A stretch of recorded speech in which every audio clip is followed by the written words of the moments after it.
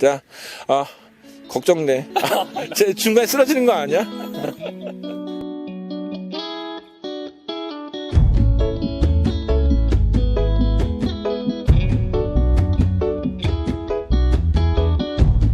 오늘은 멋진 옷을 차려입고 그대와 함께 그곳에 가려네. 모두가 꿈꾸는 가슴 벅찬 미래를 위해서 우리는 얼마나 이젠 또 다른 시작. 여기서 하는 거야? 배를 가리고.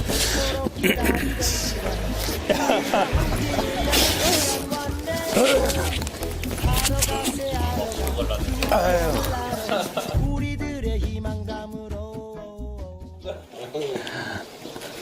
한 달 동안 돌아다니면서 별거 없을 것 같았는데 한 달 지나고 나니까 앞으로 취재하는데 폭이 굉장히 넓어지겠다라는 그런 시야가 좀 넓어지는 그런 걸 좀 느껴졌고, 혼자 활동하면서 앞으로 정치 관련 이슈를 얼만큼 다룰지 모르겠는데, 아무튼 이번 기회로 인해서 어떤 그런 시야가 좀 넓어지지 않았나, 개인적으로 그런 걸 느꼈고, 그 다음에 곳곳을 돌아다니다 보니까는 이 선거 때 느끼는 거 역시 투표는 사람들이 관심이 없구나. 어떻게 하면 이 선거 문화를 좀 바꿀 수 있을까, 그런 것들 좀 고민하는 시간, 그런 걸 좀 가진 것 같아요. 처음에 한 달 이걸 기획을 하고 시작했을 때 한 열흘이나 한 15일 지나서 돈이 떨어지면 어떻게 할까 되게 고민을 많이 했어요. 왜냐면 이걸 기획을 하고 이제 그 예산을 만드는 가운데 이제 갖춰진 돈은 사실은 한 20일분밖에 없었기 때문에 이거 어떡하지 많이 고민을 했는데, 조금씩 후원을 해주시고 또 이제 뭐 지인들이 또 돈을 빌려주기도 해서 30일을 무사히 마쳤습니다. 그래서 이제 앞으로도 조금 더 예산은 부족하지만은 어떻게 하든 밥을 굶어서라도 꼭 마칠 수 있었으면 하는 생각이 듭니다. 어제 엄청 아팠어요, 제가. 진짜 이 출발하기 전에 한 번쯤 아플 거라 생각했는데 어제는 진짜 죽겠더라고요. 솔직히 모텔방에서 남자 4명이 40일 넘는 시간 동안, 어제 이제 30일인데 같이 이렇게 뒹구르면서 지낸다는 게 얼마나 쉽지 않겠어요. 그래서 제가 속된 말로 전국의 모텔 기행기를 쓸 수 있을 정도가 되겠다, 그 정도로 참 힘들었는데, 그러니까 기성 언론에서 보여줘야 된다는, 기자로서 보여줘야 된다는 뭔가 스탠다드한 모습, 그리고 우리 피터에서 보여줘야 된다는 뭔가 날것의 방송, 이 사이에서 정체성을 제대로 구현을 못했던 것 같아요. 그래서 이도 아니고 저도 아닌 상황으로 지금까지 30일을 달려와서 정신없이 지내왔던 것 같아요. 근데 어제 아파서 하루 종일 제가 아파서 그냥 끙끙 앓고, 오늘 아침에 이제 딱 일어났을 때 드는 생각이 뭐냐면은, 내가 여기서 할 수 있는 포지션, 내가 무엇을 해야 되나, 내가 해야 될 포지션이 이제 좀 명징하게 탁 보이는 거예요. 그러니까 제가 이런저런 시선에 굉장히 신경을 많이 썼거든요. 그런 거 다 차치하고 남은 보름, 진짜 내 모습이 무엇인지, 내 정체성이 무엇인지 이제 보여줘야 될 것 같아요. 저는 과거는 없고 이제 남아있는 시간만 좀 중요합니다. 가장 인상 깊은 인터뷰는 저는 사실은 그다지 많지 않았지만은 부산의 일명 낙동강 벨트라고 했던 부분들, 전재수, 그 다음에 송인배, 그 다음에 김경수, 이 후보자를 만나면서, 지금은 이제 부산 판세가 많이 바뀌었다고 얘기를 했지만은 저희가 가장 먼저 그들의 이야기를 듣고 조사를 한 결과, 변화의 바람이 굉장히 세게 불고 있다는 거를 제일 먼저 캐치했다는 거. 그러니까 이런 부분은 사실 현장에 먼저 가서 보지 않고는 느낄 수 없었던 거기 때문에 저는 이런 부분을 우리가 미리 알고 취재를 했다는 점이 굉장히 기분도 좋고 의미 깊었다고 생각을 합니다. 못했어요. 2012년도. 2012년도는 선거 1년 남겨놓고 부산에 내려왔습니다. 그리고 내려온 목적도 선거를 하기 위해서 내려왔습니다. 선거를 하기 위해서 내려왔다라고 인식을 안 했는데도 무의식 중으로 선거를 하고 있더라고요. 정치적 발언과 정치적 행위만을 하고 있더라고요. 그래서 집사람을 설득을 했어요. 야, 내려가자. 나 이제 서울에서도 못 살겠고. 다음번에는 또 1년 남아놓고 선거를 위해서 내려가는 그러한 행위는 나를 지지해줬던 32,000분 47.6%의 유권자들에 대한 예의가 아니다. 그러니까 이거는 2012년하고 완전히 틀리죠. 2012년은 선거하기 위해서 내려왔어요. 1년 전에. 올라갔다 바로 집사람 6개월 설득해서 내려오고. 그래서 2012년하고 완전히 틀리죠. 뭐가 부족해서 제가 이제 2012년 선거에 떨어졌는데 거의 자빠져 있다가 코피 흘리면서 자빠져 있다가 선거를 분석을 했습니다. 냉철하게. 왜 졌을까? 그 결과 이제 제가 답을 얻은 것이 뭐냐면은 결국은 조직력이다. 이 지역에서 정말 이 변화에 대한 열망을 담아내가지고 승리하겠다라는 사람이라면 적어도 영남이라 하더라도 새누리당에 맞설 수 있는 조직력은 있어야 되겠다. 지난 4년 이 조직을 만드는데 저의 모든 역량을 이제 쏟아부었던 시간이었습니다. 정치인 전재수가 아니라 이웃 사람 전재수로 지난 4년을 살았습니다. 그러고 난 뒤에 두말 없이 선거대책위원회에 다 참여를 해주시더라고요. 그 결과 조직적 성과로 나타난 것이 선거대책위원회에 1,003분을 모셨습니다. 그것이고 또 하나는 이번에는 선거 캠프를 업무를 되게 촘촘하게 나눴습니다. 그 핵심은 12월 15일 날 후보 등록을 했는데 작년 6월부터 캠프를 한 50명 정도로 꾸려가지고 그래가 6개월간 해가지고 추려왔어요.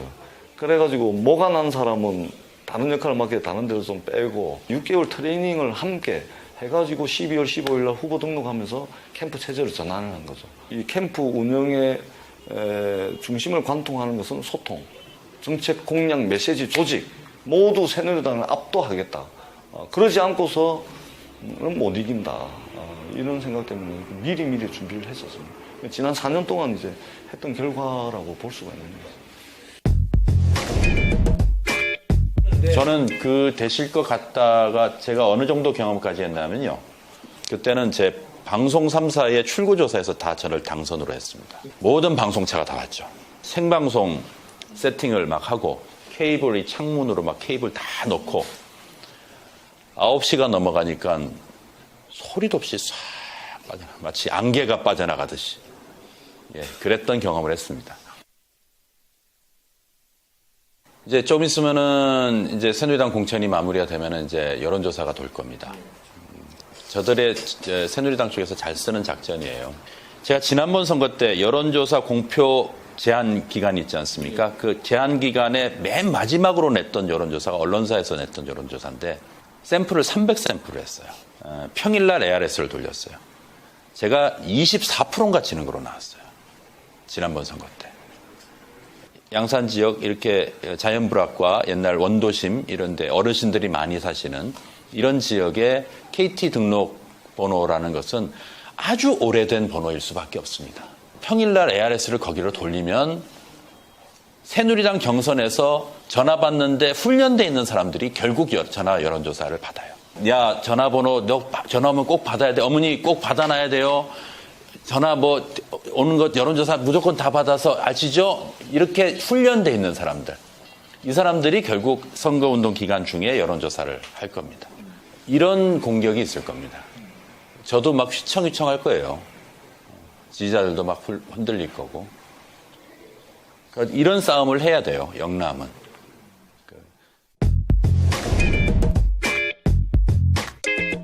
2012년도 선거는 정말 저도 그렇고 후보도 그렇고 캠프도 그렇고 그 다음에 선거운동 방식도 그렇고 준비 안 된 선거의 전형적인 선거였던 것 같습니다. 그러니까 3개월 조금 넘게 약 100일 정도 선거운동을 했는데 갑자기 출마 선언하고 100일을 선거운동을 했던 선거운동인데 그때는 지역에 다녀보면 일단 제가 아는 사람이 별로 없고요.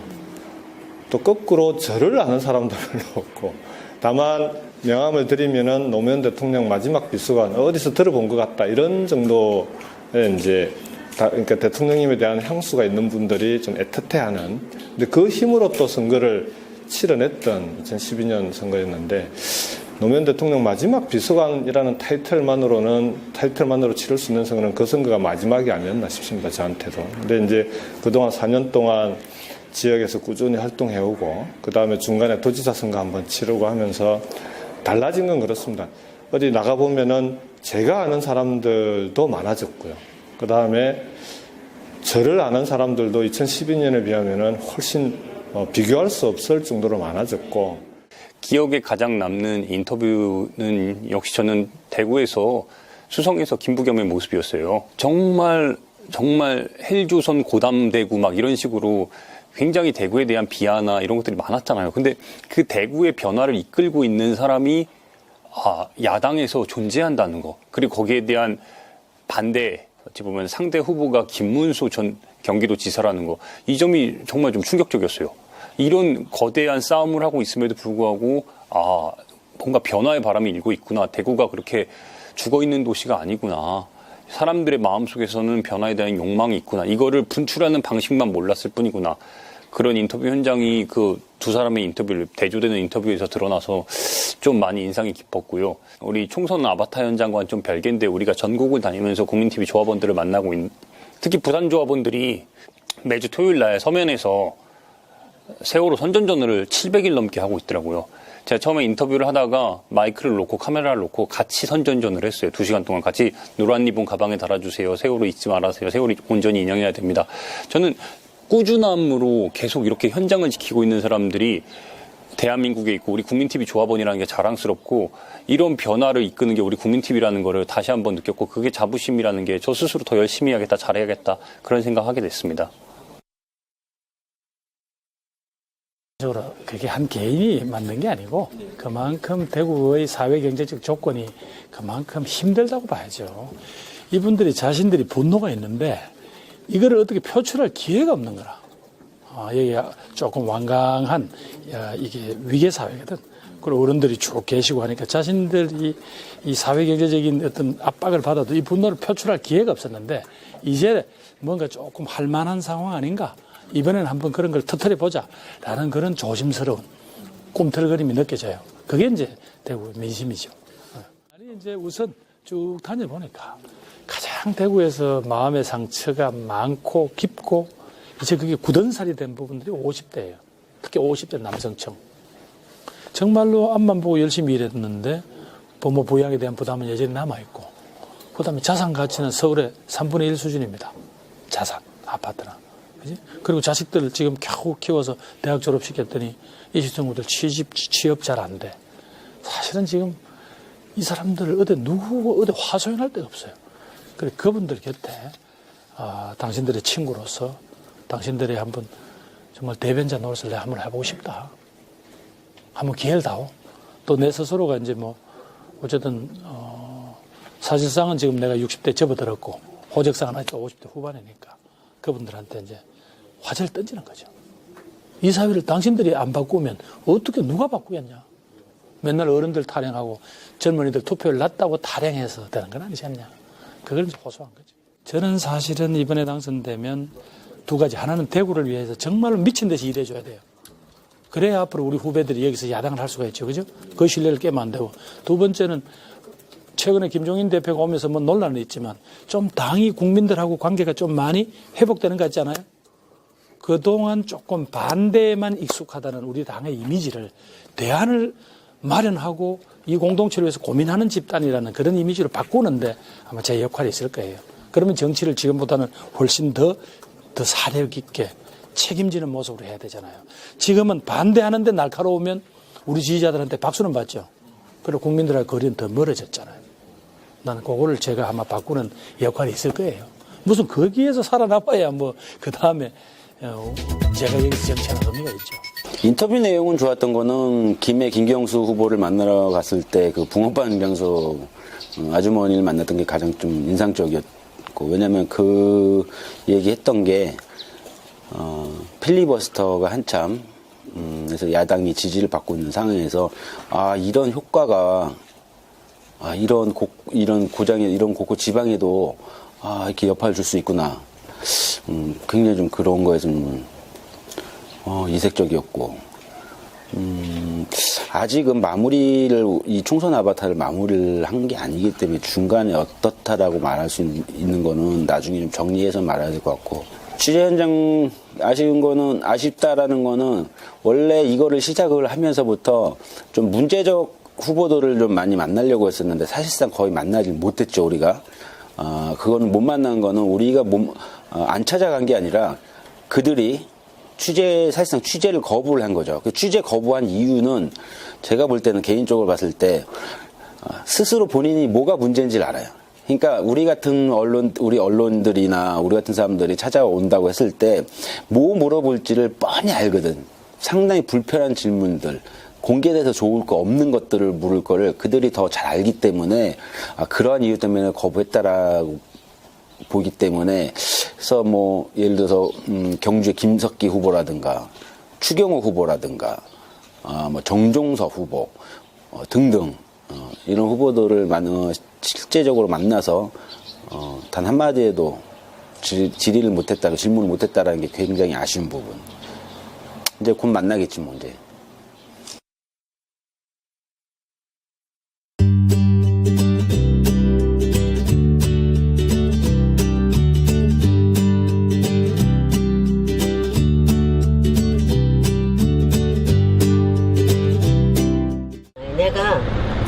나는 아주 박근혜당이 말하자면 쉽게 말하자면 근데 요번에 그 더불어민주당에서 누구야 그 사람이 나와서 연설하는 바람에 그래 바로 그거다 우리 서민들이 응? 사는 방향이 바로 그거다를 내가 느꼈어. 그게 테러 방지법 가지고 와서 막 이렇게 발언하는 거. 예. 그래갖고 그거를 보고서 내가 더불어민주당으로 내가 우리 아저씨는 아직도 아니야. 아직도 새누리당? 새누리당인데 내가 막 그랬지. 당신이 암만 박근혜당이던데 내가 우리 둘이 부부 얘기는 박근혜당 노무현당 그래. 그런데 그렇게 하더라도 우리가 서민으로서 앞으로 잘 살 수 있는 그래도 조금 마음이라도 편하게 살 수 있는 그런 길이 지금 여기가 아니냐 여기가 아니고 여기잖냐 너를 그래 당신 말이 맞아 그러더라고. 아이고 이거 아니요 서민들은 서민들대로 더 고통스러운 거 있지 말 어디다 탁 이렇게 해놓고 말은 할 수가 없지만 고통이 더 심해 고통. 아니 그러니까 이렇게 힘들게 장사하시고 하는 건데 좀 잘 사시면 좋겠구만 참. 아이고 뭐 이런 걸 해도 응? 내가 이제 건강이 따라주니까 하는데 마음이 편해야지 사람이 응? 마음이 편해야지 마음이 안 편하니까 그래 그거지. 그 뭐 정치인들이 뭘 좀 제일 잘해줬으면 좋겠어요 그러면은. 정치인들이 제일 그 밑바닥에서 사는 사람들 그런 사람들을 좀 도와줬으면 좋겠다. 요번에 그 박근혜가 공약한 거 그 무엇이기나 저기 노령연금 20만 원 준다고 그래서 얼마나 그걸 갖고 기다리고 한 달에 암만 10만 원이라도 더 받아도 그거 가지면 우리는 진짜 크게 쓴다고 10만 원이라도.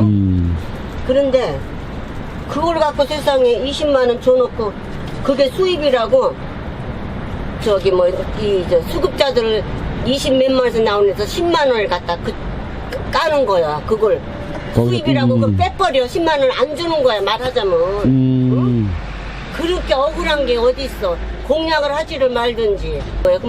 그러면 한 30만 원 그렇게 주고 그 노령연금에서 그 10만 원씩 주다가 그거 20만 원 준다고 해놓고 그 20만 원 주고 그 10만 원은 수입이라고 이짝 30몇만 원 나오는 데서 따는 거야. 거기서 세상에 14만 몇천 원을 그 주는 데서 노무현 대통령이 만들어 놓은 데서 그걸 빼버리니 응? 말도 안 돼. 그러니까 결국은 속았다. 속았지. 확실하게 이건 아주 증거가 다 있잖아 통장에. 그러니까 이거는 내가 거짓말하는 게 아니라 통장을 다 검사해보면 만약에 내가 거짓말했다 그러면 땅 수급자들 할머니 할아버지들 통장 보자 그래갖고 보면 거기서 다 그러니까 올해 연세 어떻게 되시는데? 나 70 됐어요. 아이고, 70. 근데 그렇게 70까지는 안 보이시네? 제 모텔을 안 좋아해요. 모텔을 안 좋아하는데, 와, 40일 넘게 돌아다니면서 모텔, 이거는 잊지 못할 것 같아요. 진짜 각기 다른 4명의 캐릭터가 아둥바둥 되는 거, 야. 근데 이번이 시작이고, 지금 피터 선배의 큰 계획 속에는 이제 지방선거도 있고 대선도 있단 말이에요. 여기서 같이 우리 멤버들 온전히 같이 다시 한번 하자는 그 큰 계획이 있는데, 일단 이렇게 참여의 기회를 줬다는 게 다시 한번 고맙고, 저는 이 기록만큼 잊지 않을 것 같아요. 예. 남자 넷이서 한 달을 같이 다니는 것 자체가 성인이 돼서 쉽지 않은 거고,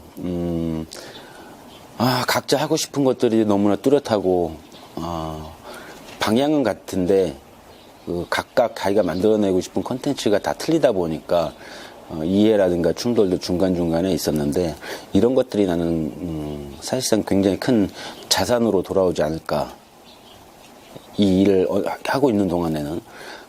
그래서 나는, 이런 거에서, 다, 생각이 다 같진 않구나. 콘텐츠에 대한 고민이, 그런 것들. 그래서, 그걸 하면서, 누구는 이걸, 똑같은 걸 가지고 누구는 이렇게 만들 수가 있고, 누구는 이렇게 생각할 수 있고, 그런 것들을 엿볼 수 있는 기회. 그런 게 제일 의미 있었다. 제일 기분도 나쁘고 사실 이제 자괴감이 들었던 것들은 이제 우리가 기성 언론 매체가 아니기 때문에 갈 때마다 이제 사실 이제 새누리당에서는 이제 문전박대를 당했다는 모습들. 과연 IMP터라는 사람이 우리 팀원들이 정말 영향력 있는 매체였다면은 과연 그들이 그렇게 문전박대를 했을까?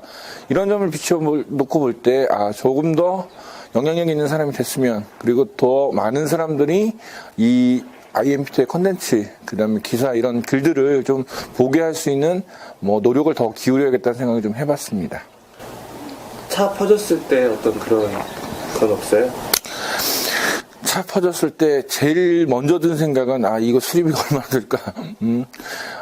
실제적으로 수리비가 지금 1차 수리비만 72만 원 들었는데 왜 멀쩡히 잘 다녔던 차가 총선 아파트 시작하자마자 퍼졌는지 참 이해를 하기가 힘들었고, 어찌됐든 30일 동안 이제 무사히 이제 와줬는데, 그래서 자꾸 정비하고 확인하는데 남은 기간 동안이라도 차 안 퍼지고 무사히 마쳤으면 좋겠습니다. 객지 나와서 생활할 때 제일 서러운 게 아플 때인데, 엊그저께 몸살 걸려서 호되게 한번, 그때 진짜 힘들다. 이 힘들다는 게 몸이 힘든 것도 있는데, 진짜 본선 들어가기 전에 아파가지고 조금 겁이 났어요. 이제 진짜 일을 해야 되는데, 컨디션이 안 돌아오면 어떡할까. 감기 걸렸을 때 비법을 하나 알려드린다면, 약은 빈속에 드세요.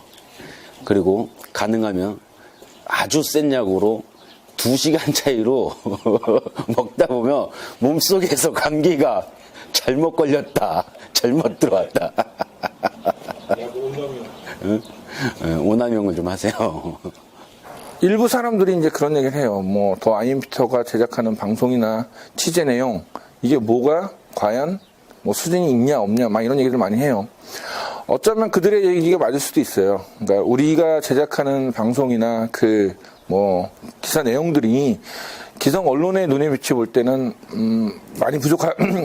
많이 부족하다는 생각을 할 수 있지만은, 저희가 생각하는 가장 큰 목적은 뭐냐면은 날 것 그대로의 방송이라는 거죠. 그러니까 어떤 언론의 정형화된 틀이 아니라 우리가 늘 고민하고 생각하고 보통 사람의 시각에서 후보자들 만나고 선거 현장을 취재한다는 그 방식에 있기 때문에 조금 더 노력을 해야겠지만은 그렇다고 아주 못 볼 방송은 아니라고 생각합니다. 제가 이제 국민TV 데일리 방송 총선 유랑도 했고, 그 다음에 아바타로서의 총선 아바타 역할도 2가지 동시에 하다 보니까 정체성을 잘 못 잡았어요. 기자로서의 정체성, 여기 이제 제작 PD로서의 모습.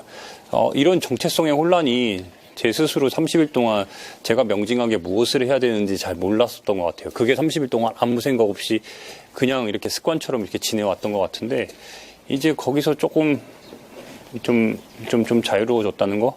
그리고 이제 내가 좀 해야 될 역할이 무엇인지에 대해서 좀 더 진지하게 숙고할 수 있다는 거, 이런 부분이 가장 좋았고, 일단은 역할에 대해서 계속해서 방향을 잡지 못했다는 게 좀 힘들었고, 이제는 그거에 대한 좀 갈피를 잡았다는 데 대해서 앞으로의 보름이 더 기대가 됩니다. 나는 어떻게 하겠다가 아니라 이제 길바닥 스타일이 나오겠죠. 일하면서 좀 파이팅하는 현장이라든가 그런 현장 체질이 나한테 맞는 현장인데, 꼭 어떻게 하겠다라는 것보다는 이 총선 아바타를 시작을 하면서 어떤 우리가 감시자의 역할도 좀 해야 된다라는 그런 의무감도 좀 갖고 시작을 했어요. 그래서 그 뭐 여당이든 야당이든 이 항상 우리 선거 때 4년마다 한 번씩 돌아오는 이 선거철 보면 주로 뭐 공약집이 없는 뻥 공약을 남발하는 유세 현장이라든가 지나친 상대 후보에 대한 비하, 폄하 발언, 그 다음에 불법 선거 운동, 이런 것들을 좀 감시하면서 그런 거를 좀 취재하는 거, 그런 거 좀 하고 싶어요. 그리고 하나만 걸렸으면 좋겠고, 제발 하나만 걸려. 가장 중요한 거는 우리가 하루의 일과들을 어떻게 잘 정리해서 이게 사람들에게 투표를 독려하고 선거가 재밌고 뭔가 희망이 있다는 걸 보여줘야 되는 것 같아요. 그래서 매일매일 좀 힘들겠지만 잘 정리된 내용으로 피터 선배랑 길바닥 선배랑 우리 최PD랑 같이 우리만의 내용으로 잘 정리된 내용을 보여드릴게요. 그 내용을 통해서 우리 시청자 여러분, 우리 조합원들이 판단해 주시기 바랍니다. 총선 끝나면은 가장 먼저 하고 싶고 보고 싶은 사람도 있죠. 우리 에스더랑 요셉이, 그리고 우리 아내. 우리 에스더가 태어나고 나서 한 번도 이렇게 장기간 떨어진 적이 없었습니다. 그래서 굉장히 보고 싶고, 또 아이들도 맨날 아빠를 찾고, 또 우리 에스더는 항상 이런 말 합니다. 아빠 언제 올 거야? 가고 싶은데 삼촌들이 안 보내줘. 그러면 에스더가 항상 몰래 얘기를 해요. 삼촌들 잘 때 몰래 오라고. 저도 몰래 가고 싶습니다. 그만큼 이제 아이들을 보고 싶은데, 그냥 아이들을 보고 싶다는 마음과 그다음에 그냥 가는 것보다는 사실 이걸 다 끝내고 제대로 자랑스러운 아빠로서 다시 돌아가는 게 훨씬 나을 거라고 생각합니다. 찜질방 가가지고 좀 몸을 확 지지고 시원하게 맥주 한잔 먹고 잠을 좀 많이 잤으면 좋겠죠. 잠을 좀 많이 자고 여행을 가고 싶은데 능력이 안 돼서 여행은 못 갈 것 같고,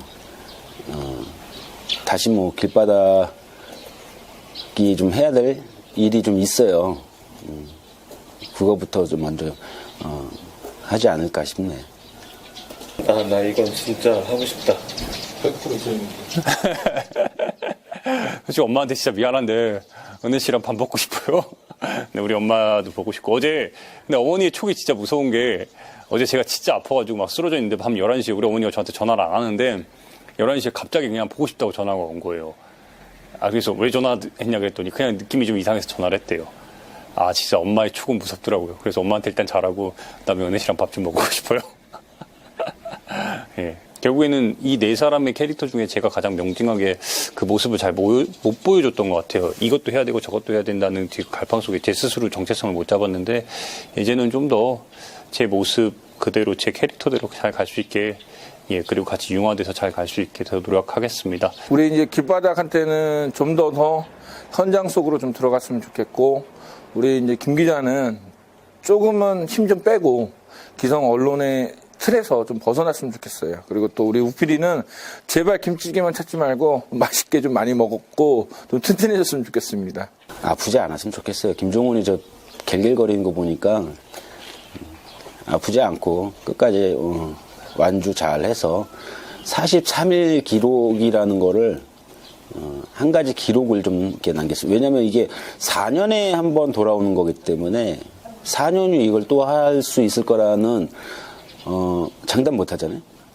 그래서 이게 처음이자 마지막이 될 수도 있는 거기 때문에 어떤 기록을 남기냐, 거기에 의미를 좀 두고 완주를 잘 해서 좋은 기록을 남기는, 그렇게 의기투합해서 좋은 기록들을 남겼으면 좋겠어요.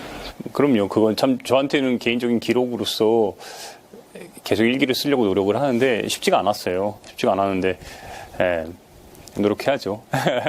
더 담도록. 왜냐면 저도 개인적인 각자의 기록들을 남겨가잖아요. 우리 피터 선배는 글을 통해 남기고, 제 길바라 선배는 셀카, 우리 최 PD는 영상으로서 이렇게 기록을 남기는데, 저는 저대로의 기록을 제 개인적인 감정을 온전히 투영해서 남기는 게 제 그 일기라고 봐요.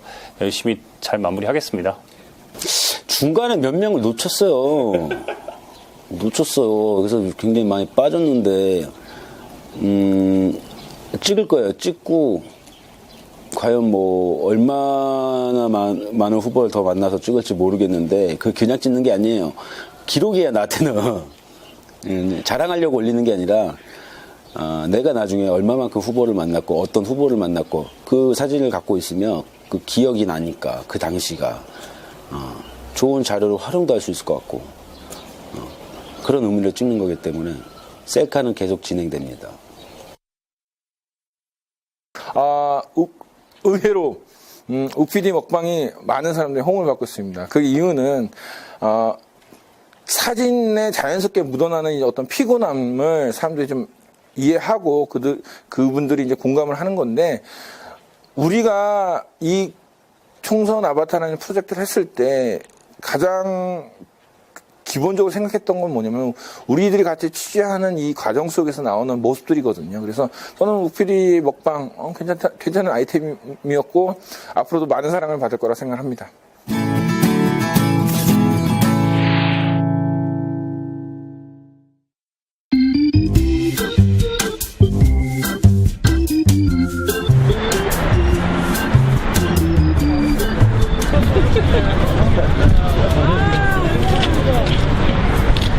저거 잘했지? 이 사진 괜찮지?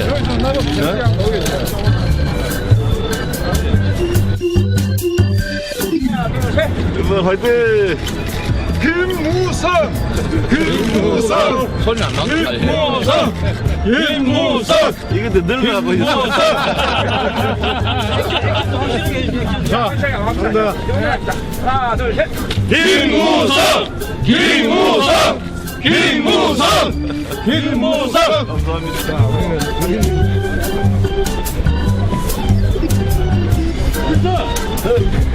오늘 고생 많이 했어.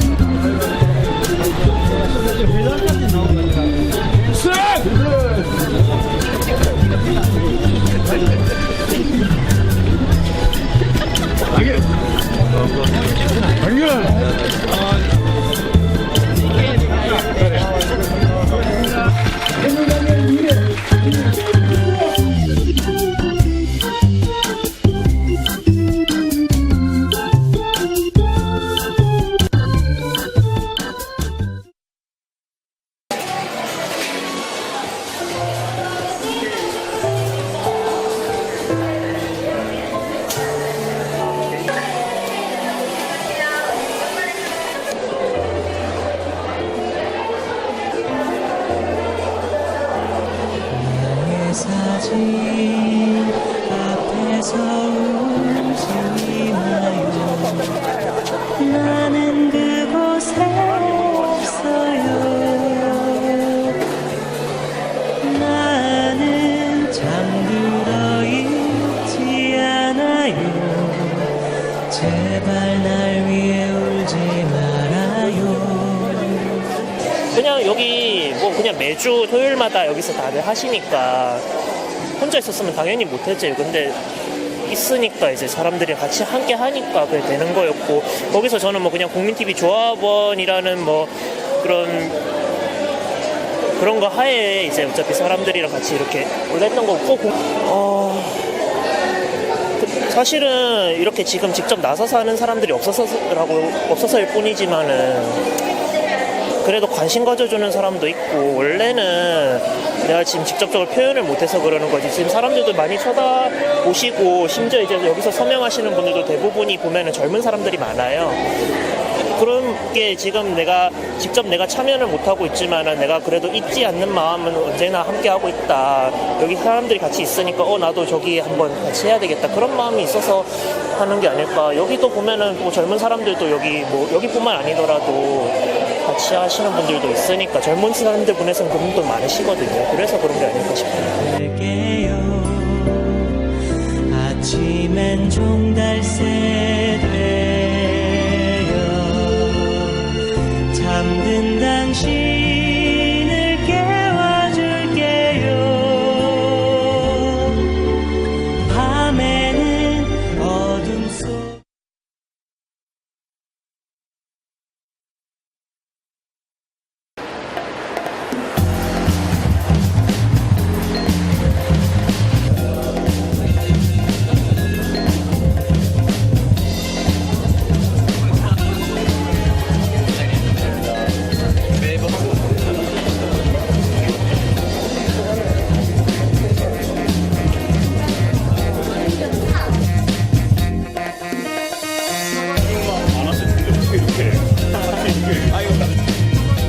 지원단으로 이렇게 만들어서.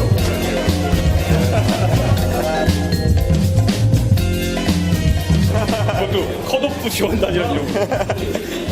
할 일이 없잖아요. 그러세요? 이렇게 다녀야 잊어버리니까. 글들이 너무 많더라고요. 댓글이 대단하다. 아, 네. 내가 이렇게 동참하게 되니까 감사합니다. 얘기 한 말씀만 좀 해주세요. 아, 네. 이렇게 전국적으로 많이 성원해 주시니까 여러분들 은혜 갚는다는 생각으로 더 열심히 뛰게 됐고요.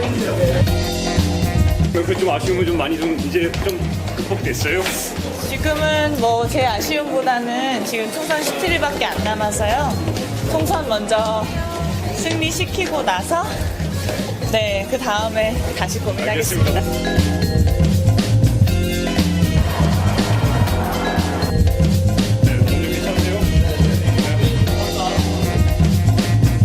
큰 도움이 될 거라서 120석 예상하셨는데 제가 그 정도는 해드리고 있어요. 이제 정국단이 그렇게 있습니다. 저희 또 마무리도 하고.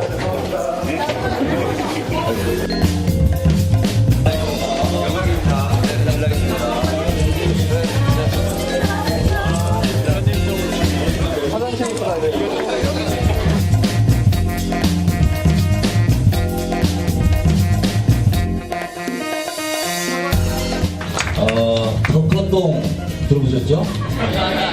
더불어 민주당에서 컷오프 된 사람들, 더민주 컷오프 동지회. 끝까지 경련하는데 지금 끝까지 쫓아가서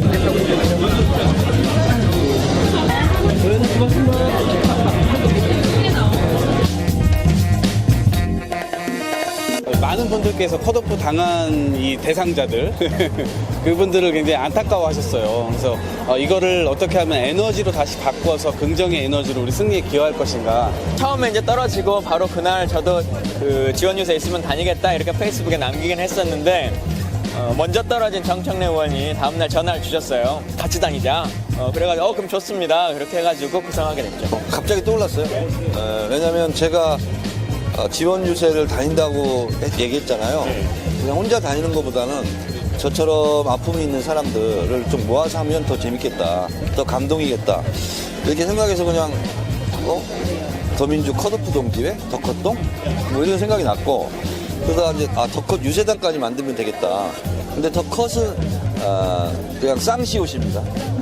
커팅할 때 컷이 아니라 컸다 할 때. 근데 앞으로 더 컸으면 좋겠는 사람들 이런 뜻도 있어요. 네. 저의 몸짓, 덕컷동의 우리 회원들의 이런 몸부림 이런 걸 보면서 한 표라도 더 이번에게 찍을 수 있다라면 저희들은 그것으로 만족합니다. 네, 감사합니다. 화이팅! 더 씩씩하니까요. 열심히 잘할게요. 여러분도 울지 마세요. 알겠습니다. 고맙습니다. 감사합니다.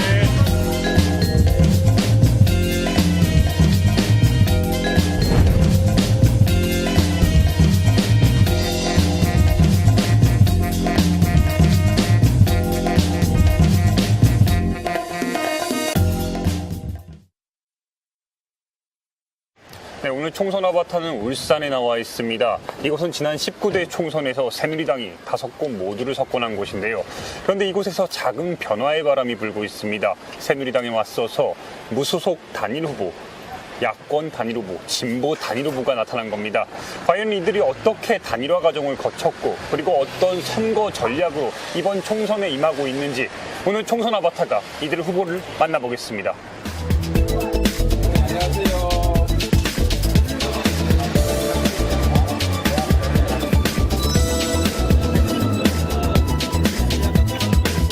예, 뭐 지난 지방선거 때 야권 분열이 패배의 원인이다. 우리 조합원들이나 지역 주민들이 이번에야말로 꼭 단일화해라. 그래서 지금 새누리당 무한독주로 달리고 있는데 반드시 막아내라. 이런 명령이라고 생각합니다. 그래서 조승수 후보께서도 흔쾌하게 민주노총 조합원 투표에 응해주셨고 또 결과에 승복해서 이번에 반드시 승리할 수 있도록 같이 힘을 모으겠다고 흔쾌하게 동의해 주셔서 좋은 결과가 있었던 것 같습니다.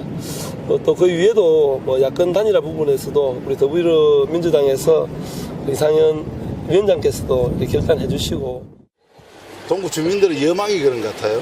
또 서민들이 워낙 힘들다 보니까 이번에 힘을 모아서 잘 바꿔달라 이런 게 이제 여망이어서 그런 여망들이 잘 모여진 것 같습니다. 그분들이 참 더불어민주당 사람들이었는데 며칠 전에 갑자기 탈당을 하고 등록을 했대요. 저도 그 상황을 잘 몰랐어요. 등록하는 날 알았어요. 그래서 깜짝 놀라긴 했는데 결과적으로 형식은 일여다야인데 제가 보건데 내용적으로 보면은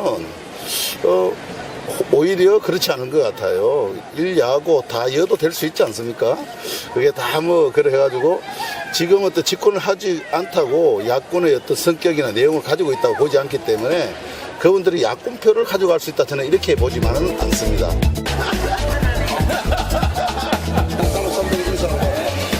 한다고요? 법적으로 아무 자격이 없으니까 뭐 지금까지 충분한 정상적으로 가는 거고 뭐 제가 뭐 그런 색깔 논쟁 거기에 뭐 그런 큰 문제가 있었다면 어떤 주민들이 16년 동안 연속으로 공직에 뽑아줬겠습니까? 지난번 선거도 그런 어떤 색깔 논쟁에 좀 제가 희생양이기도 한데요.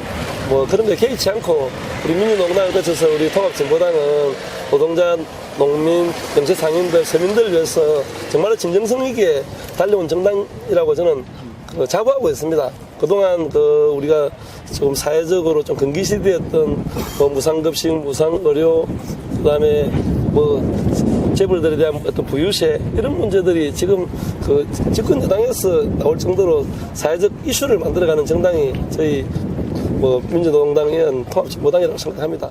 저는 이렇게 되묻고 싶습니다. 저를 예를 들어가지고 통합진보당 했다고 종북이라 그러면 정말 대한민국을 부정한다면 고발하라고 얘기했습니다. 고발하십시오. 그리고 대한민국 헌법에 맞지 않는 사람이 대한민국에 등록하고 국회의원으로 나올 수 있습니까? 그렇지도 않다는 얘기인 거죠. 제가 또 시의원을 구청장을 거치면서 단 한 가지라도 제가 법에 위반되거나 한 게 애국가로 부르지 않거나 국회에 대한 묵념을 하지 않거나 뭐 이런 게 있다면 말씀해 보시라는 그런 적 없다는 거지요. 그렇게 만들어진 왜곡은 결국 오히려 저들의 자기의 어떤 필패를 불러일으킬 것이다. 이제 그 논쟁은 종집을 찍어야 될 때가 아닌가 이런 생각을 합니다. 울산 무소속 단일후보, 진보 단일후보를 이뤘습니다. 그러나 우리가 잊지 말아야 될 사실은 이들은 여전히 무소속이라는 점입니다. 이곳은 새누리당이 5곳이나 모든 곳을 차지하고 있습니다. 과연 이들의 도전과 연대가 이곳에서 성공할 수 있을지 이번 총선에서 다시 한번 관심 가져야 될 부분입니다. 여기까지입니다.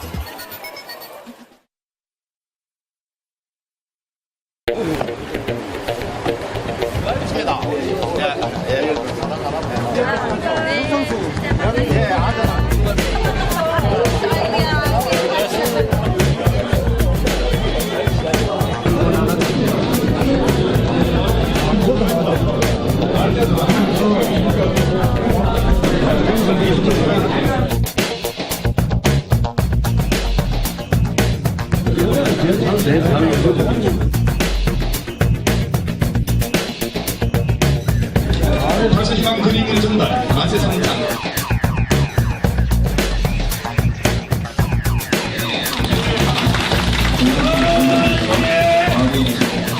조원진 후보가 원내 수석 부대표 일을 할 때 제가 생각했던 것보다 훨씬 더 열심히 하고 또 굉장히 머리가 좋고 조원진 의원님 생각하면은 중국 역사에서 가장 위대한 전략가 제갈공명이 생각이 납니다. 제갈공명이 생각이 납니다. 조원진 의원님, 국회에서 가장 뚝심 있는 분입니다. 한다면 하는 분입니다. 한다면 하는 분입니다. 조원진 의원과 김희석 의원님 함께 해보시겠습니다. 박수 한번 주시기 바랍니다.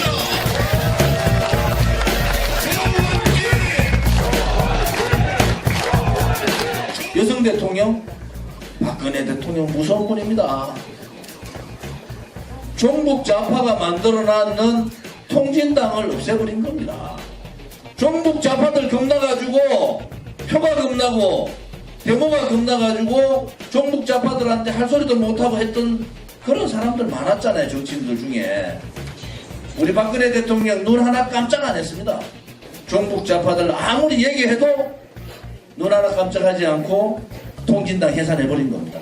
박근혜 정부 두 번째 지적이 바로 통진당과 같은 자유민주주의 체제를 위협하는 세력들을 몰아냈다는 겁니다. 여러분 동의하시죠? 야당은 안다리를 거는 겁니다. 야당만 겁니까? 우리 당에 있는 내부에 있는 사람들도 걸어요. 또 박근혜 대통령이 잘못되면은 새누리당에 있는 사람 중에 뭐가 좋아서 그렇게 안다리를 거는지 모르겠다는 거죠. 저는 본인 생각하고 조금 다르다고, 본인이 생각하는 거하고 조금 멀다고 안다리 걸다가 나가니까 핍박받았다고, 나는 새로운 권력에서 쫓겨났다. 권력에서 쫓겨났으면 권력에서 쫓겨낸 분 사진 돌려줘야 되죠. 권력에서 쫓겨난 거 아니죠. 어디 안에 권력에서 쫓겨나고 오늘 사진 걸어놓고 저는 박근혜 대통령 사랑합니다. 대구 시민을 우롱하는 겁니다. 그거는 대통령한테 잘못됐습니다. 남자가 한번 잘못됐다 그러면은 그걸로 끝이에요. 잘못됐다 하고 원내대표 그만두면서 나가서 뭐라고 했습니까? 헌법 제1조 대한민국 민주공화국이라 이게. 그러면 박근혜 대통령 정부가 독재 정권입니까?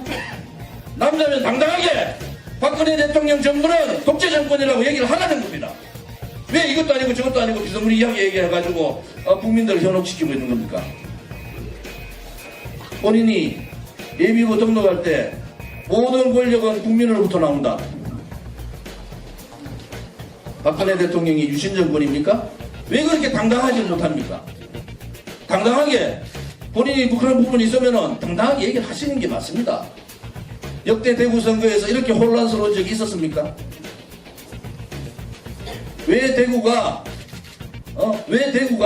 이렇게 혼란스러운 선거를 치러야 되는가? 저희들도 반성하고 있습니다. 저희들도. 그런데 저는 아무리 돌아봐도 박근혜 대통령이 사심을 가지고 정치를 하지 않았다. 박근혜 대통령이 어떠한 흔들림 없이 좌파 세력들, 또 호시탐탐 노리고 있는 김정은 정권, 여기에 모든 것을 쏟아서 대한민국의 안전과 국가의 안위와 우리 대한민국 국민의 행복을 위해서 뛰고 있는데, 본인이 조금 섭섭하다 해서 전면적으로 박근혜 정부를 공격할 수 있는 그러한 용기는 용기가 아닙니다. 만용입니다. 만용. 한다면 하는 분입니다. 통진당을 없애버린 겁니다. 굉장히 머리가 좋고 우리 대한민국 국민의 행복을 위해서 뛰고 있는데 제갈공명이 생각이 납니다. 나는 새로운 권력에서 쫓겨났다.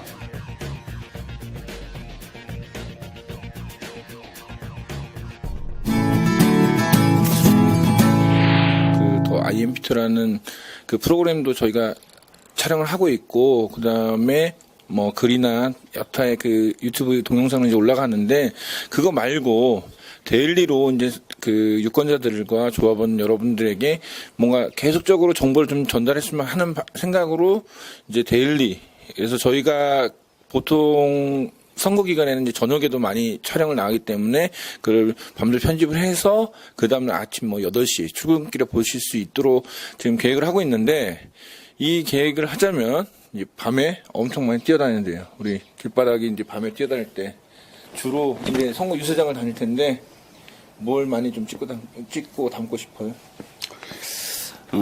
이 선거 운동도 하나의 문화예요.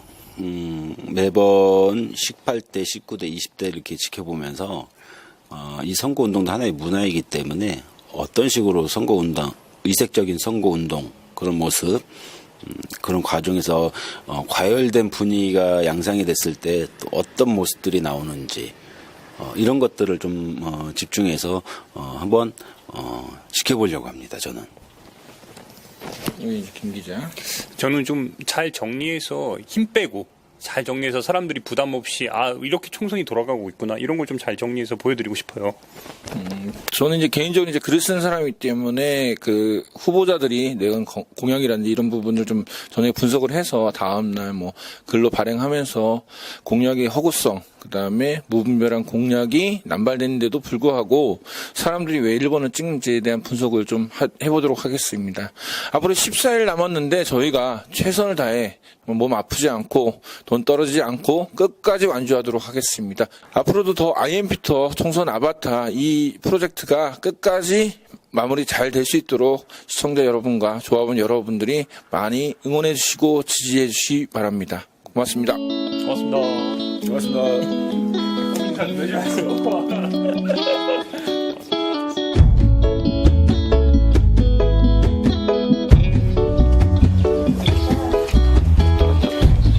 오늘은 멋진 옷을 차려입고 그대와 함께 그곳에 가려네. 한 달이 지났잖아요. 한 달 동안의 어떤 소감 한마디 해주세요. 없는데. 뭐라도 해요.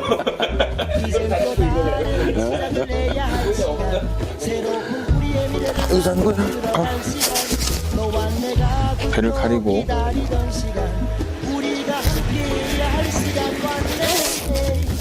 하러가 투표를 하러 가 우리들의 희망 담으러 하러 가 투표를 하러 가 우리들의 미래 담으러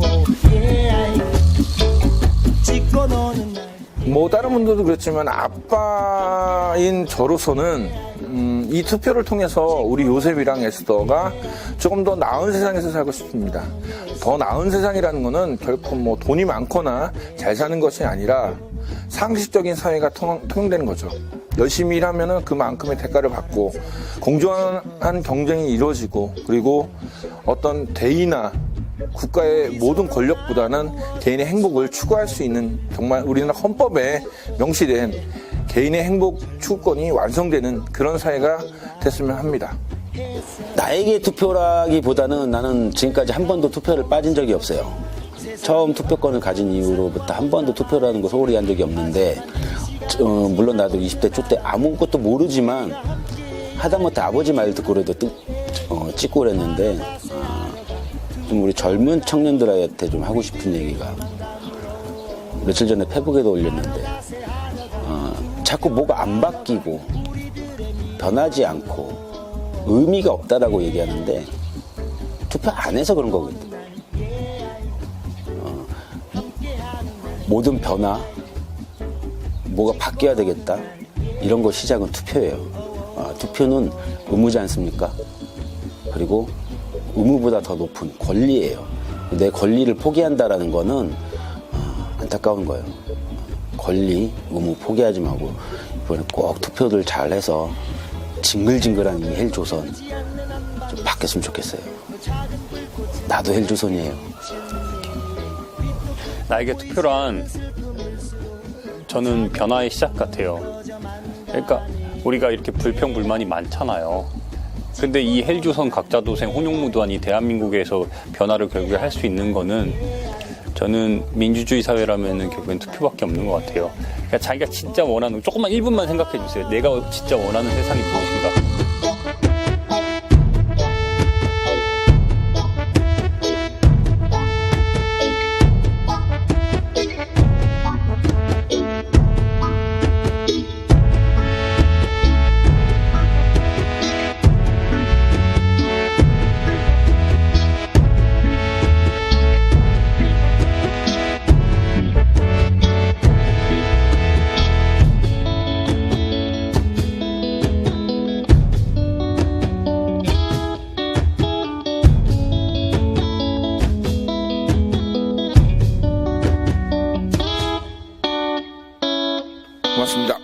고맙습니다. 고맙습니다. 고민이라도 해줘야죠.